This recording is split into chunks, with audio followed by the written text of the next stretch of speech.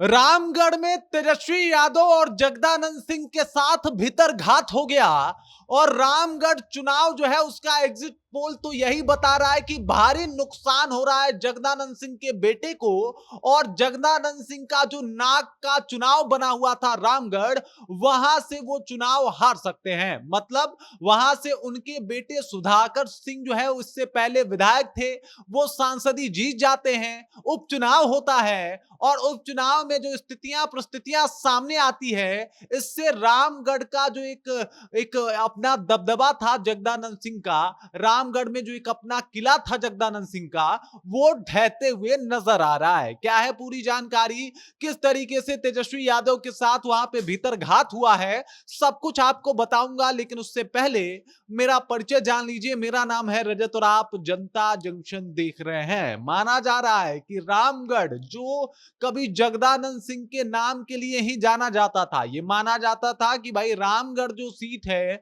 वो जगदानंद सिंह के लिए रिजर्व सीट है, आरजेडी के लिए रिजर्व सीट है। रामगढ़ में जाके तेजस्वी यादव रैली भी करते हैं, लोगों को संबोधित भी करते हैं, रोड शो भी करते हैं, लेकिन उसके बाद भी भीतरघात की स्थिति बनती है और वहां से चुनाव जो है वो हारते हुए नजर आ रहे हैं जगदानंद सिंह के बेटे। सबसे पहले आप भीतरघात की स्थिति क्यों बन रही है ये समझिए, लेकिन उससे पहले मैं आपको ये बता देता हूं कि हर जगह जहां जहां पे वोटिंग हुई है इस उपचुनाव में, वहां पे वोट प्रतिशतता तो घटी है, लेकिन सबसे ज्यादा कहीं पे वोट प्रतिशतता 2020 के बाद जब ये 2024 का उपचुनाव हुआ वहां पे घटी है, तो वो है रामगढ़ का। मैं आपको बता दूं कि रामगढ़ में 2020 में 63.84% वोटिंग होती है, लेकिन जब 2024 में उपचुनाव हो रहा है तो इस यहां पे वोटिंग हो रही है 54.02%। मतलब लगभग 9.82% का अंतर है 2020 और 2024 में। और ये अंतर इसलिए है कि वहां की जनता जो है वो परिवारवाद से उकताई हुई नजर आ रही है। मतलब पहले जगदानंद सिंह के खाते में रामगढ़ थी, उसके बाद सुधाकर सिंह रामगढ़ को लीड कर रहे थे, और फिर जब सुधाकर सिंह सांसद बन जाते हैं तो उसके बाद फिर से जगदानंद सिंह जो है वो अपने छोटे बेटे को टिकट पकड़ा देते हैं, वहां से आरजेडी का पूरा फुल सपोर्ट मिल जाता है और लालू यादव वीटो करके वहां से जो है वो सतीश सिंह को टिकट दे देते हैं। और उसके बाद माहौल बदल जाता है, लोगों के नजर में ये दिखने लगता है कि भाई परिवारवाद का चरम परिभाषा अगर कोई हो सकता है तो वो है रामगढ़ का सीट, जो कभी जगदानंद सिंह का था, उसके बाद सुधाकर सिंह का हुआ और फिर उसके बाद उनके छोटे भाई को ये सीट जो है वो दे दी गई। इस वजह से वोटरों में काफी निराशा देखने को मिली और ये निराशा जो है कहीं ना कहीं बैकफुट पे धकेलती हुई नजर आ रही है आरजेडी को। लालू यादव एकदम पूरा प्रयास किए थे भरसक कि वहां से रामगढ़ से जो है वो आरजेडी जीत जाए।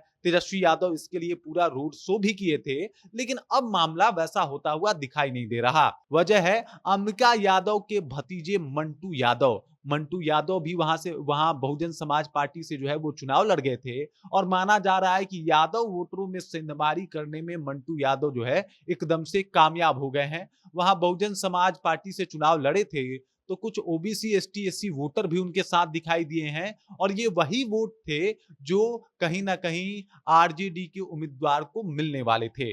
अब जब वोट काट लिया है मंटू यादव ने और जो भीतरघात कर दिया है, इससे परेशान हो गए हैं कहीं ना कहीं अगर देखा जाए तो लालू यादव और तेजस्वी यादव। अंबिका यादव जो हैं वो आरजेडी के ही कैंडिडेट रहे हैं और आरजेडी की तरफ से चुनाव भी लड़े हैं, लेकिन अब जब उनका ही भतीजा इस तरीके का काम कर दिया है तो इसके वजह से भी मुश्किल में नजर आ रहे हैं और वहां का माहौल जो है वो चतुष्कोणीय हो गया है। मतलब जनसुराज ने अपने प्रत्याशी उतारे ही हैं, एनडीए की तरफ से अपना प्रत्याशी है ही, मंटू यादव ने आके बीच में माहौल अलग कर ही दिया है और उसके बाद जगदानंद सिंह के बेटे जो है वो चुनाव लड़ ही रहे हैं और इस वजह से वहां का माहौल जो है वो चतुष्कोणीय है। अभी भी इस बात को पुख्ता तौर पे नहीं बताया जा सकता कि आखिरकार कौन वहां से चुनाव जीतेगा, ये तो वाकई 23 तारीख को पता भी चलेगा। लेकिन अभी का अगर माहौल देखा जाए तो ये माना जा रहा है कि एग्जिट पोल में तो ये सब कुछ दिख रहा है कि भाई मुश्किल में नजर आ रहे हैं। बाकी जीत जाए हार जाए वो अलग की बात है, लेकिन स्थितियां बहुत मुश्किल है। वो माना जा रहा था कि बहुत आसान होगा जगदानंद सिंह के लिए रामगढ़, वैसा कुछ नहीं देखने को मिल रहा। बाकी इस खबर को लेके, इस जानकारी को लेके,